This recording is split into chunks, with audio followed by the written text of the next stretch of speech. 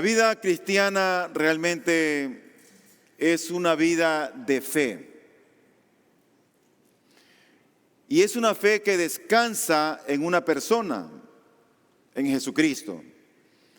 Decir que somos cristianos y no confiar en Cristo o no seguir sus consejos es algo extraño.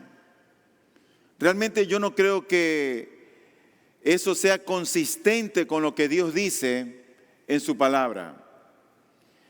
Y Santiago, el hermano de Cristo, quien escribe la carta que estamos analizando, él está interesado en demostrar que la fe tiene que de alguna manera manifestarse visiblemente. Santiago no enseña en ningún lugar de sus escritos que las obras son las que nos justifican, sino que la fe que salva y permite la justificación se hace visible por medio de las obras. Es decir, que todo aquel que tiene fe en Jesucristo va a ser alguien que es hacedor de buenas obras. Si alguien dice que tiene fe, va a mostrar sus obras en el Señor. Ahora, Dios conoce nuestras luchas. Dios conoce nuestras debilidades, nuestras tentaciones. Dios conoce todo lo que padecemos día a día. Pero bien, la fe que dice tener el cristiano se manifiesta de muchas maneras en la vida del creyente. Y Santiago toma todo el capítulo 2 para recordarnos algunas formas o algunas maneras como la fe del cristiano se expresa o como la fe del creyente se manifiesta. Y lo que hoy nosotros vamos a ver es que, en primer lugar, que cuando alguien dice tener fe en Dios, la fe exige imparcialidad.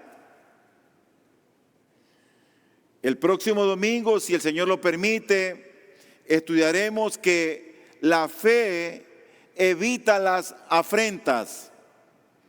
Así que, habiendo entendido un poquito que la fe tiene muchas maneras de manifestarse, y es lo que vamos a estudiar en los próximos domingos, nosotros deberíamos estar agradecidos con el Señor por haber utilizado a Santiago y darnos toda esta estructura, toda esta enseñanza, toda esta forma práctica como Dios quiere que vivamos la vida cristiana. La vida cristiana no consiste solamente en venir a la iglesia y sentarnos y oír un sermón. La vida cristiana no solamente consiste en venir y bautizarnos. La vida cristiana es una vida de fe, pero esa vida de fe tiene sus manifestaciones. No podemos vivir la vida cristiana sin dar frutos en esta vida.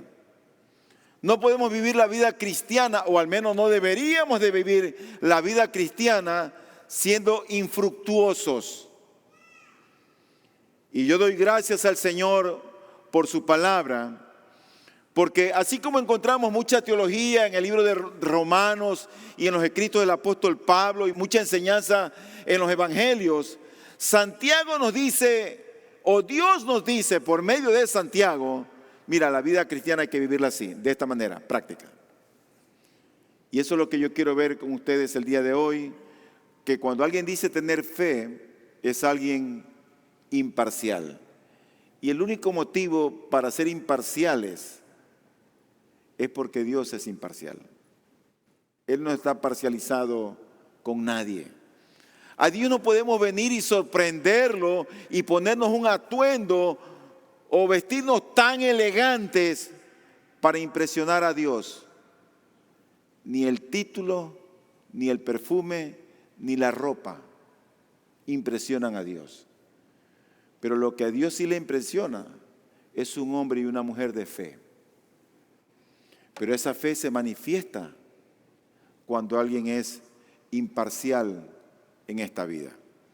Y quiero que con esto en mente leamos, por favor, el libro de Santiago, el capítulo 2, y vamos a leer los primeros 4 versículos, donde dice la palabra del Señor lo siguiente: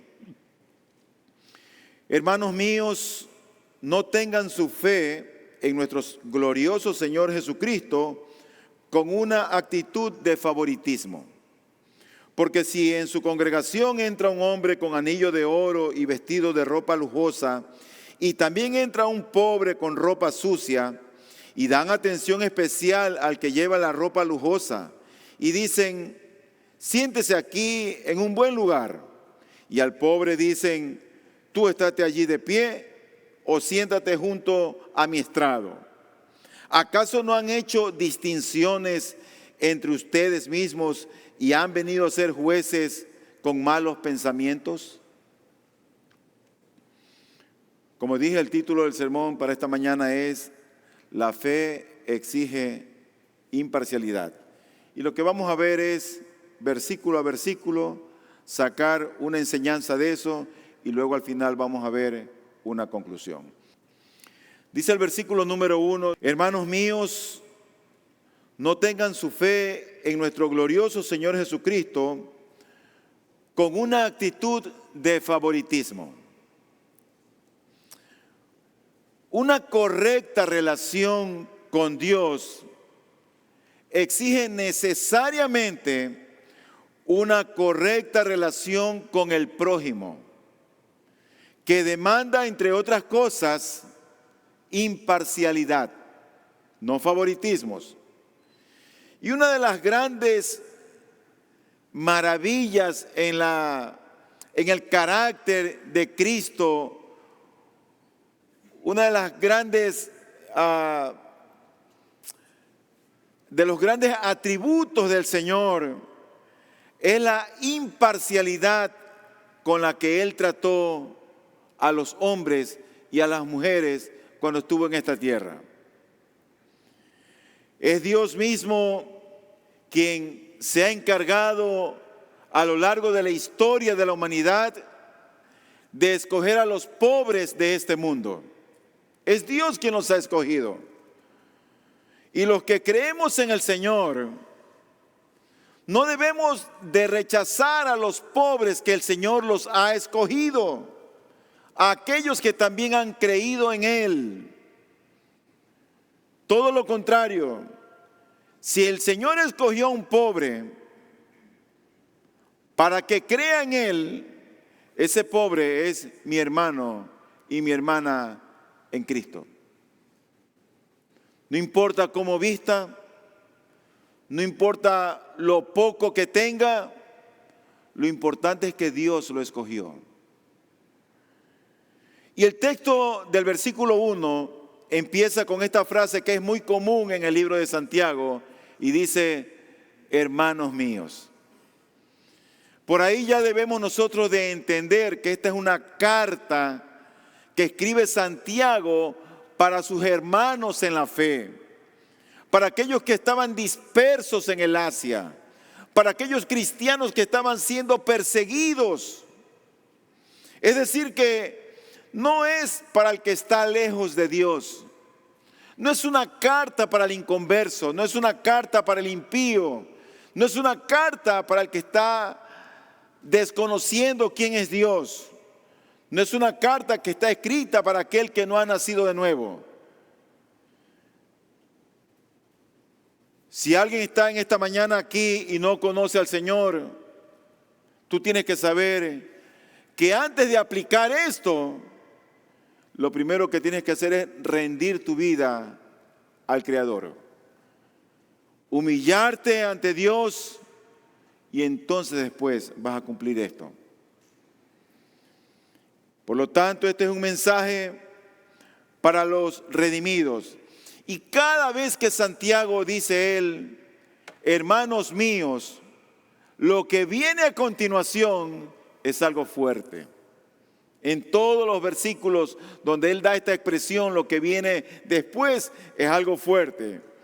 Y él dice, no tengan su fe en nuestro glorioso Señor Jesucristo. Pero aquí yo quiero hacer un paréntesis y yo quiero quitar esa palabra no. Y quiero dejar solamente esa frase momentáneamente que dice: tengan su fe en nuestro glorioso Señor Jesucristo. Eso quiere decir que el objeto de la fe cristiana es una persona. La fe del creyente apunta hacia alguien. La fe del cristiano está dirigida hacia una persona, hacia Jesucristo, el Dios que se hizo hombre. La profesión de fe, en otras palabras, está relacionada con el Señor. Cuando alguien dice soy cristiano, es porque esa persona ha puesto su confianza y su fe en el Señor, en una persona, en Jesucristo. Nadie puede salvarse a no ser que crea, es decir, que deposite su fe en Jesucristo. Nadie en esta vida, porque Cristo es la puerta para entrar al Padre. Él es el camino, Él es la verdad y Él es la vida. Nadie llega al Padre si no es por Cristo. No es la religión, no es el bautismo, no son tus buenas obras. Es la fe en una persona. Nadie se salva por el bautizo, nadie se salva por asistir a la iglesia, nadie se salva por hacer buenas obras. Si alguien ha de salvarse, es porque tiene toda su fe en una persona, en Jesucristo.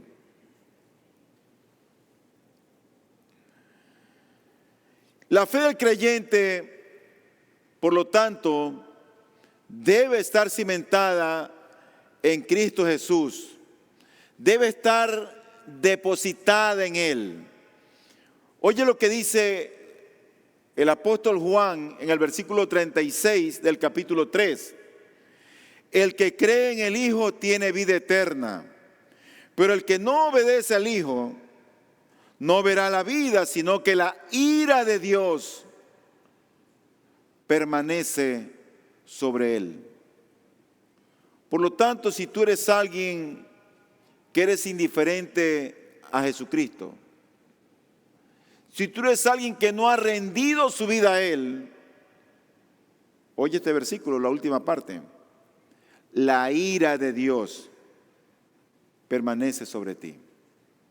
No lo digo yo, lo dice Dios por medio de su palabra.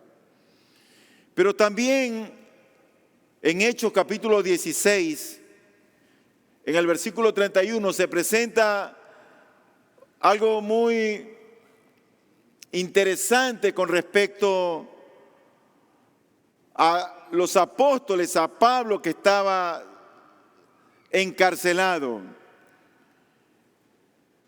Y el guardia que se iba a suicidar después que vino un terremoto y se soltaron y se abrieron las puertas, se soltaron las cadenas, este hombre entendió que era Dios quien estaba obrando a favor de sus hijos que estaban presos. Y cuando él se iba a suicidar, los apóstoles detienen el acto de él. Y este hombre pregunta que qué harían ellos. Dice el versículo 31, cree en el Señor Jesús y serás salvo tú y toda tu casa.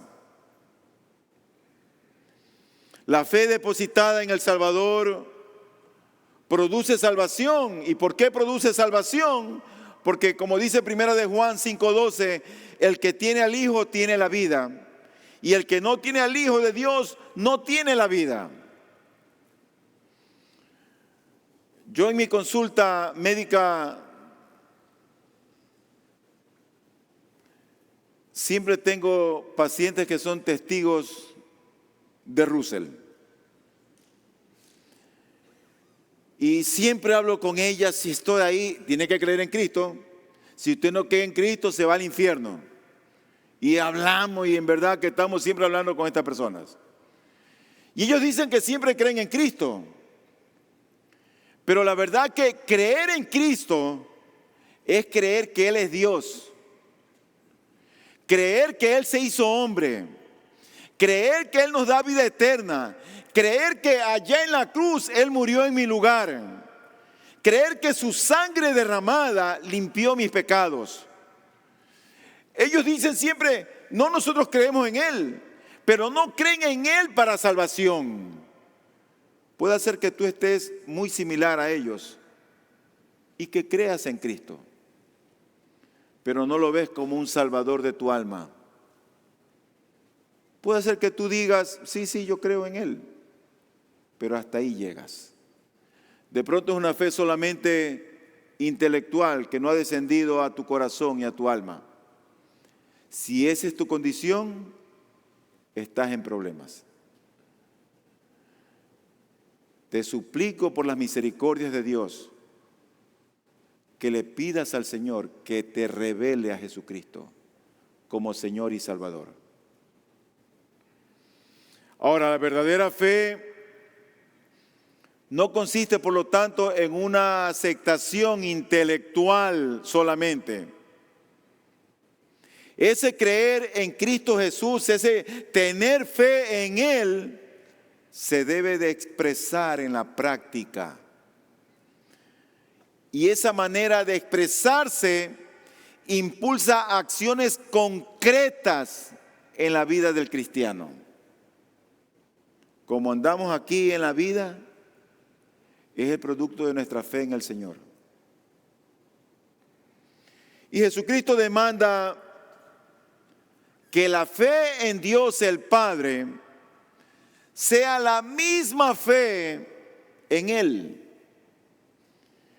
Él dice en Juan 14:1, no se turbe su corazón, crean en Dios, crean también en mí. ¿Por qué diría esto el Señor? Él se está haciendo como Dios. Él parece ser Dios. ¿Cómo es que crean en Dios y crean también en mí? Por supuesto, porque Él era el Dios hecho hombre. A causa de la divinidad, de la santidad que reposaba en Él, Él tiene el derecho para decir, crean en Dios y crean también en mí.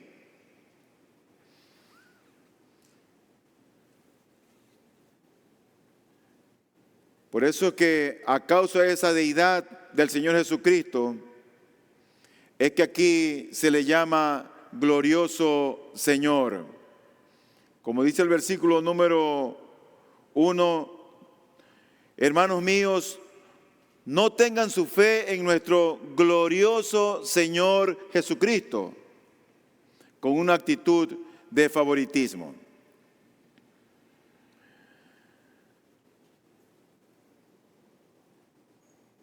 Los discípulos, mientras vivieron en este mundo, ellos descubrieron que Jesucristo es el Señor de gloria.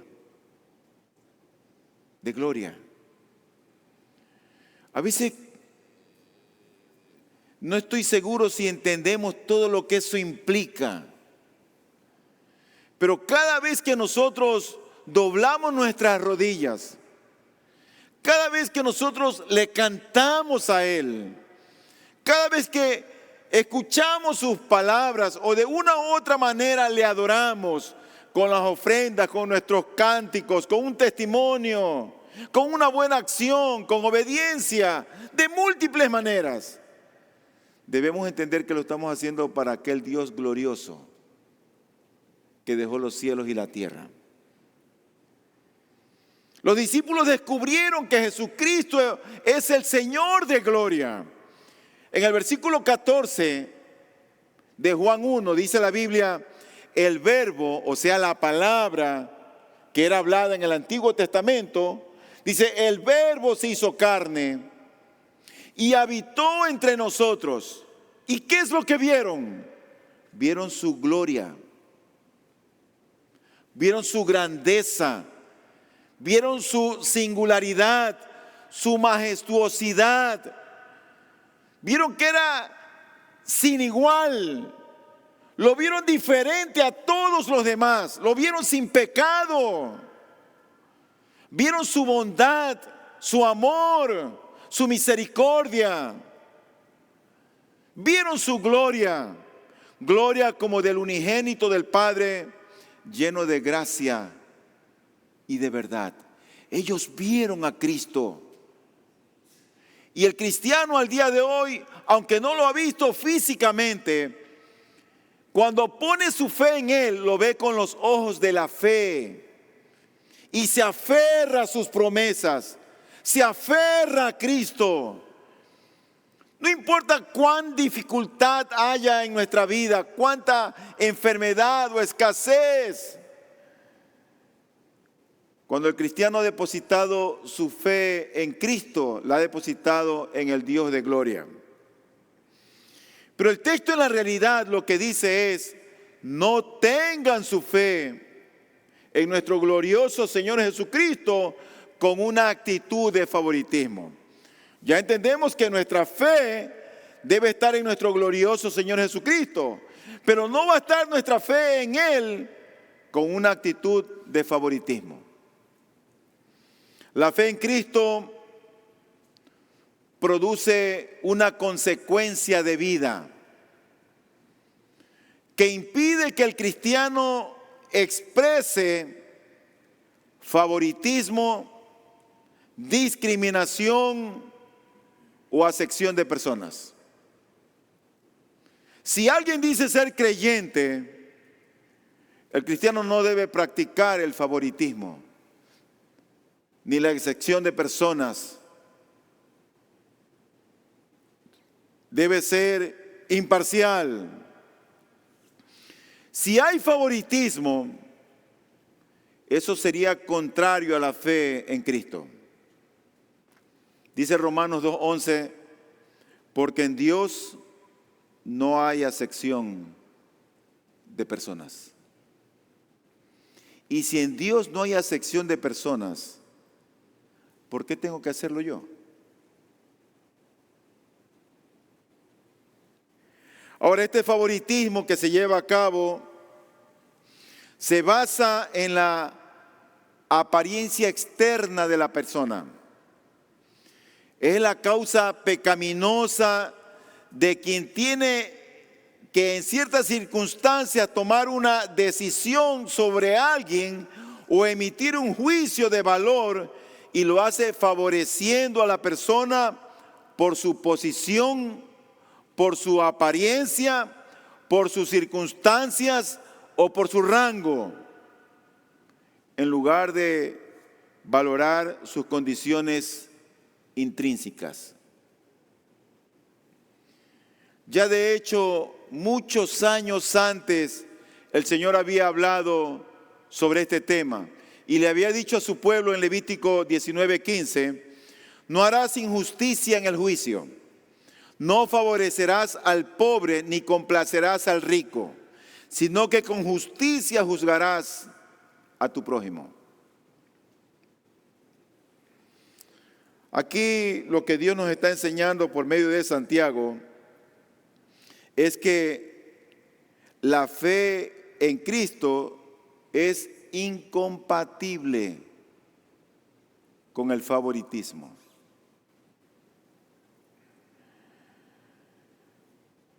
Esto me lleva al versículo número 2, donde dice la palabra del Señor lo siguiente: porque si en su congregación entra un hombre con anillo de oro y vestido de ropa lujosa, y también entra un pobre con ropa sucia.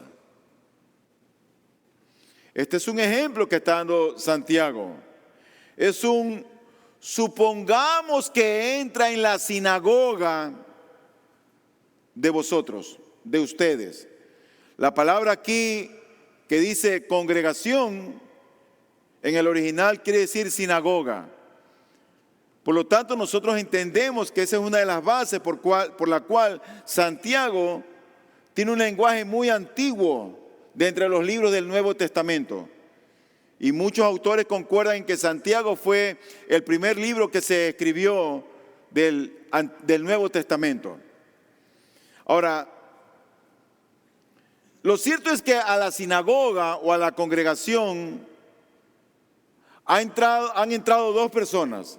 La primera que entra es una de buena apariencia. Es un hombre que está enjollado, con varios anillos de oro. Eso indica una cosa, ¿no es cierto? Probablemente esa persona es pudiente o es una persona rica. Y aparte de su apariencia, su vestidura, dice la Biblia que es alguien que entró con ropas lujosas, resplandecientes. Todo eso se dice de este hombre. Lo que no se dice es que si este rico es creyente o no es creyente. Nos dice su atuendo, su apariencia externa, pero lo que no sabemos es si es o no creyente. Eso no lo sabemos. Pero luego Santiago pone un contraste. Y ahora entra una segunda persona. Entra un hombre pobre, harapiento, probablemente maloliente, sucio, inmundo. Y a simple vista su estado social es paupérrimo. Tal vez sus sandalias estaban muy desgastadas. Tal vez estaba sin peinarse. Pero como quiera que sea, ha entrado el bien presentado y el mal presentado, el rico y el pobre. Pero hasta ahí todo es pasivo. Los que están en la congregación solamente se han limitado a ver, nada más. Hasta ese momento todo es pasivo. Solo es algo que ellos están viendo. Y eso me lleva a mi tercer punto. Y dice la palabra de Dios lo siguiente. Y dan atención especial al que lleva la ropa lujosa y dicen, siéntese aquí en un buen lugar. Y al pobre dicen, tú estate allí de pie o siéntate junto a mi estrado. Es ahora que ya de la pasividad de los que están observando, entra en acción la fe. Es ahora cuando los de la congregación actúan. Y la fe que muestra Santiago es una fe defectuosa. La manera de actuar de aquellos que están en esa congregación es una manera equivocada de actuar. No es una manera correcta. Yo diría que la forma de actuar de ellos es una manera infame de obrar. Al de ropas resplandecientes y alhajado, lo tratan con simpatía, lo ven con mucho agrado, le dan una especial atención, se lo mira favorablemente, lo saludan con cordialidad, tal vez le dan una palmadita en la espalda y le dicen bienvenido.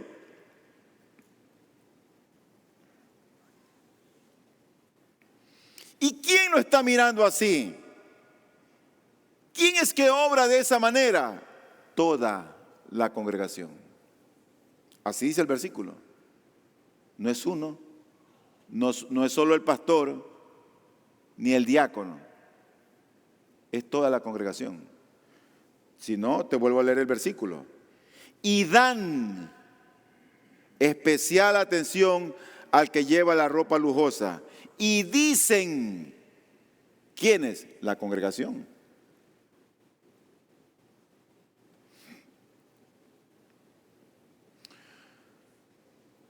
Mientras nosotros vivimos 3 años en República Dominicana, asistimos allí a una iglesia.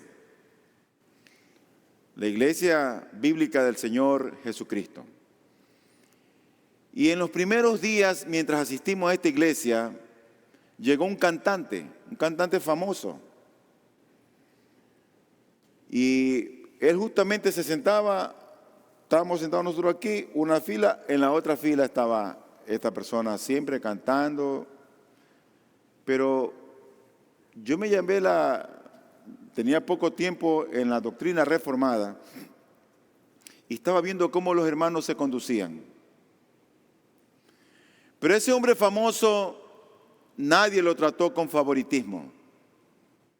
Nadie se acercó para pedirle autógrafos. Nunca vi que nadie dijera, tómame una foto.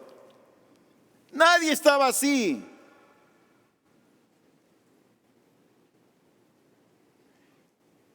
Y en aquel entonces, esta persona era alguien que recién estaba asistiendo. Justamente yo recibí un familiar que de Ecuador fue allá y ya quería ir a pedir autógrafos. Ya quería tomarse una foto. Oye, pero ahí está fulano de tal. Y ya quería tomarse foto. Estate tranquila, quédate aquí. Y creo que se tomó la foto con él. No se sabía de su vida cristiana. Para la iglesia madura, él era solamente una visita más. Y algunos veían, y mientras yo conversaba con los hermanos y yo estaba aprendiendo y conociendo, algunos decían, si él va a pedir la membresía, yo me voy a oponer. Y varios, porque no veían frutos de su conversión y cosas así. Ahora él salió de esa iglesia, está en otra iglesia. Pero me llamó mucho la atención del testimonio de esa iglesia, que fue donde yo nací teológicamente, para gloria del Señor, que nunca vi favoritismo. Era una persona más. Él llegaba, entraba, y así como llegaba y entraba, salía. Yo no sé si vendría aquí Audi o Gerardo o uno de los modernos, y cómo actuaría la iglesia. O los Panchos, no sé. Ya ni existen tal vez. Pero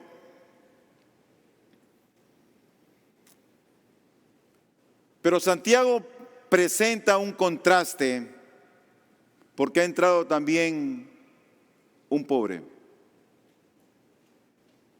Pero ahora la atención para él es diferente. No se le concede importancia alguna. Hay hasta cierto modo un grado de molestia por estar ahí él, de incomodidad y hasta de desprecio personal. Se le ordena, quédate de pie o siéntate junto a mí aquí en el piso, mira. Así es como se lo trata. Él, en otras palabras, es tratado muy diferente a cómo es tratado el rico. Él es tratado con desconsideración. Y ahora es cuando Dios, al ver cómo actúan los cristianos, nos dice por medio de Santiago lo siguiente que está en el versículo 4. ¿Acaso no han hecho distinciones entre ustedes mismos y han venido a ser jueces con malos pensamientos? Bueno, está el asunto que el hecho de haber tratado condescendientemente a una persona por ser rica y menospreciar a otra por ser pobre, eso es igual a despreciar a Dios, eso es igual a quebrantar sus mandamientos. Y dice aquí la Escritura, ¿acaso no han hecho distinciones? Y esa palabra distinciones quiere decir dudar, e incluso otra traducción es ser inconsecuente. ¿Acaso no son ustedes inconsecuentes? ¿Acaso ustedes están dudando lo que yo he dicho? Pero también significa estar dividido uno mismo. Usted sabe, a veces hay gente como que un pie en el mundo y un pie en la iglesia. Como que juegan al cristianismo.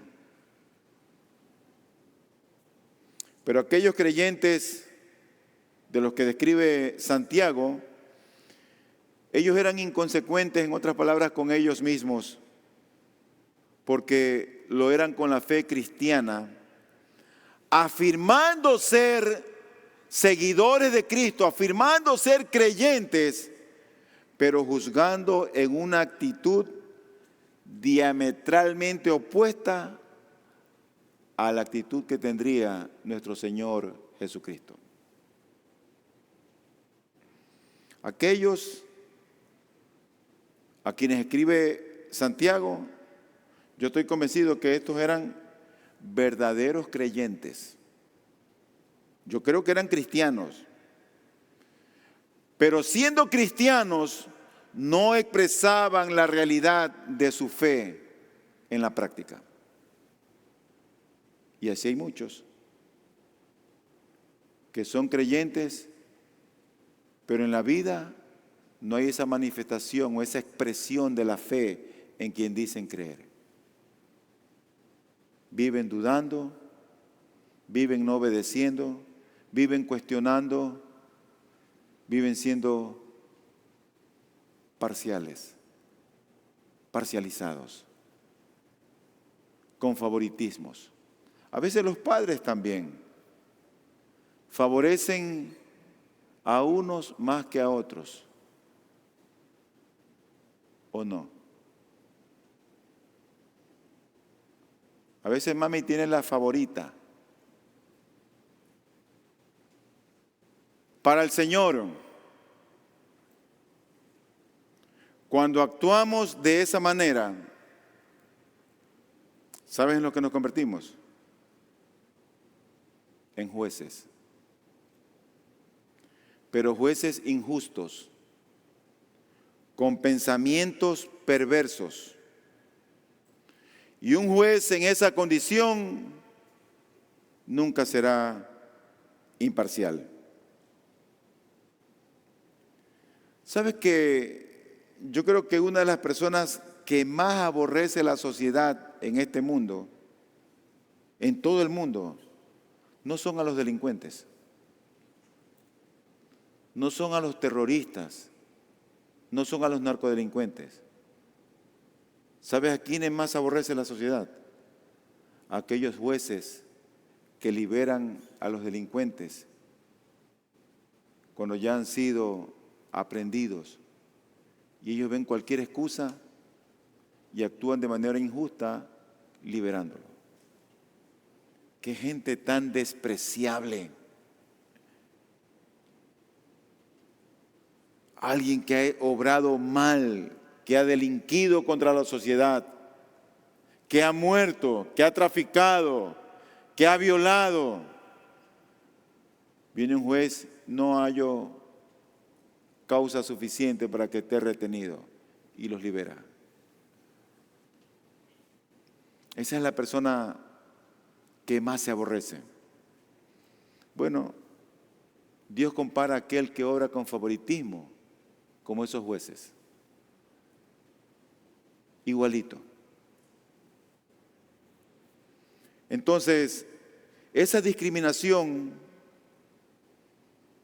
de la cual habla Santiago no era de unos pocos, era de todos. Y la discriminación no es otra cosa que la incapacidad de amar al prójimo como a uno mismo. La congregación que honra a unos y desprecia a otros se ha olvidado de la igualdad de todos los hombres en la cruz de Cristo, donde, como dice Gálatas 3:28, no hay judío ni griego, no hay esclavo ni libre, no hay hombre ni mujer, porque todos son uno en Cristo Jesús. Imparcial nuestro Dios. No, que mira que esta gente de Santo Domingo y vamos a esta gente de Santo Domingo y Quevedo a darle preferencia. No importa si eres de San Borondón o eres de Daule o eres de Babahoyo o eres de cualquier otra parte del país.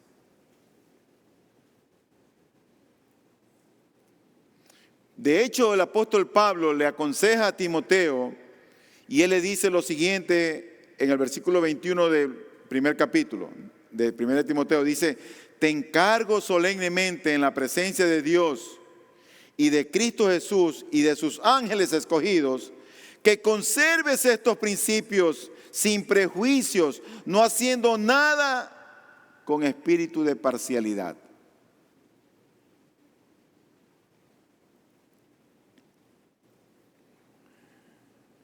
Uno de los hombres que mundialmente se ha ganado el respeto de la humanidad en estos tiempos es el señor Robinson, el papá de Tyler Robinson. Este hombre tomó a su hijo, que había asesinado a un personaje de la política en Estados Unidos, y lo entregó a la policía. Había una recompensa de $100,000 por quien diera con el paradero de este hombre que ya estaba identificado.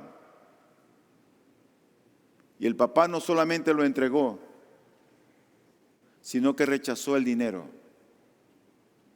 Y aparte de eso, él reconoció su condición de no haber criado bien a su hijo, de haber criado a un delincuente. Y él mismo dijo: renuncio a la policía estatal de la cual él formaba parte. Eso merece un respeto de un hombre que con tanto dolor tiene que entregar a su hijo a quien lo han condenado a muerte. Y el asunto está en que el papá de este joven, él obró con imparcialidad. ¿Qué es obrar con imparcialidad? Es hacer lo correcto. Este hombre hizo lo correcto. Él pudo haber dicho: es mi hijo, y lo oculta, lo esconde, lo apoya para que escape, para que huya. Pero él no tuvo favoritismo.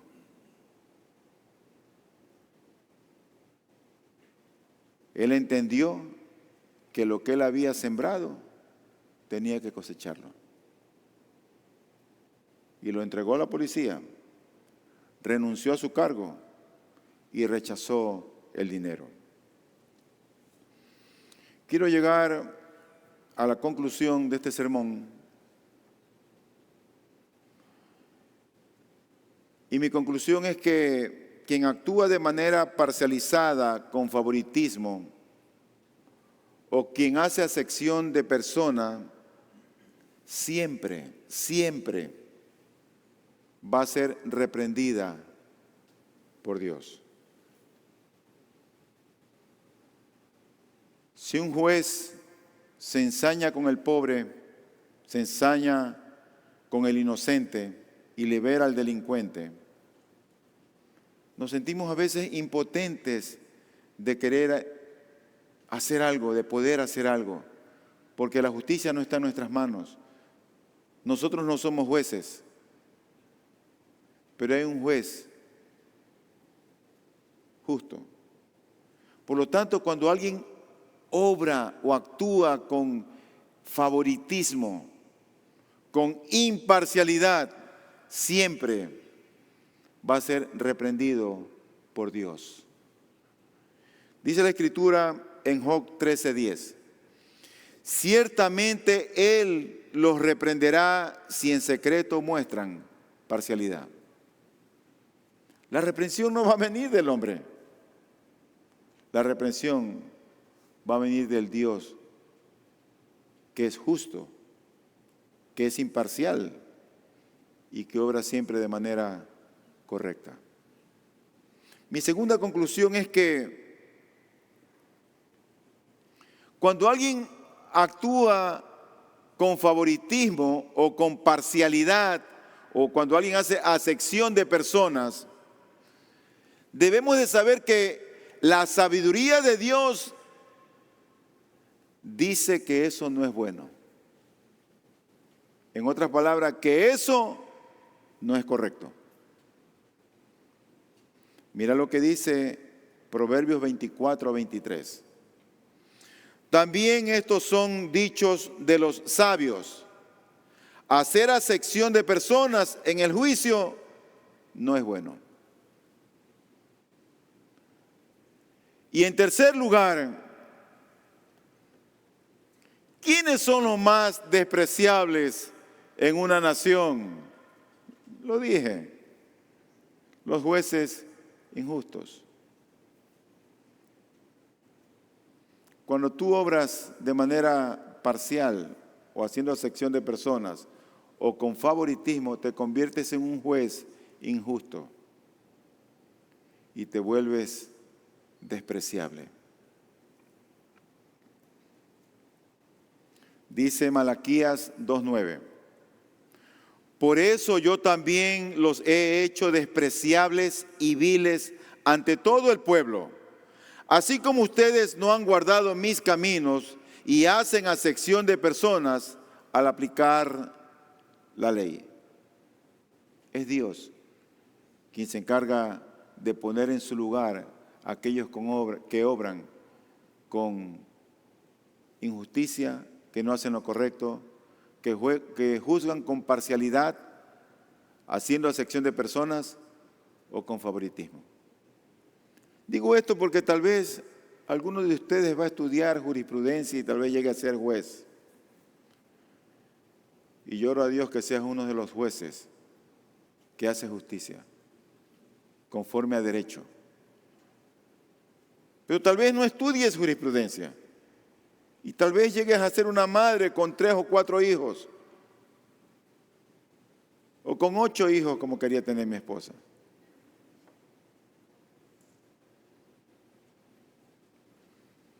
Ten cuidado también cuando te parcializas o favoreces a uno de tus hijos. Ámalos a todos y sé justo con todos. ¿Por qué? Porque eso es lo que a Dios le agrada. Cuando tú y yo obramos de una manera correcta. Amén. Vamos a orar.